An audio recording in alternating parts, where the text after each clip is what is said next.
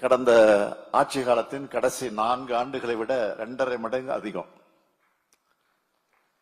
இந்த புரிந்துணர்வு ஒப்பந்தங்கள் மூலமா 11,40,731 கோடி ரூபாய் அளவுக்கு முதலீடுகள் உறுதி செய்யப்பட்டு நேரடியாகவும் மறைமுகமாகவும் 34 லட்சம் பேருக்கு மேல வேலை வாய்ப்புகள் பெறுவதை உறுதி செஞ்சிருக்கிறோம்.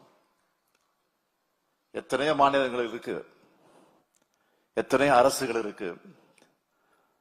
அவங்களும் கூட அவங்க மாநிலம் வளரணும்னு முதலீட்டாளர் மாநாடு நடத்துறாங்க, புரிந்துணர்வு ஒப்பந்தங்கள் போடுறாங்க. ஆனா அதோட கன்வர்ஷன் ரேட் என்ன?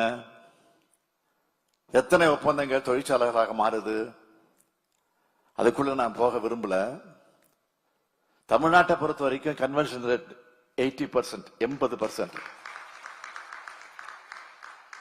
நம்ம திராவிட மாடல் அரசுல போடப்பட்டிருக்க 1016 புரிந்துணர்வு ஒப்பந்தங்கள்ல நிலம் வாங்குறது, வணிக உற்பத்தி, சோதனை உற்பத்தி, கட்டுமானம் தொடங்கப்படுதுன்னு 809 திட்டங்கள் பல்வேறு செயல்பாட்டில் நிலைகள் இருக்கு. அது மட்டுமல்ல, புதிய ஐடியாவோட இளைஞர்கள் தொழில் தொடங்க முன்வந்தாலும் இந்த திராவிட மாடல் அரசு அவங்களுக்கும் சப்போர்ட்டா இருக்கு. போன மாசம் கூட இதே கோவைக்கு வந்து உலக புத்தொழில் மாநாட்டை தொடங்கி வச்சான்.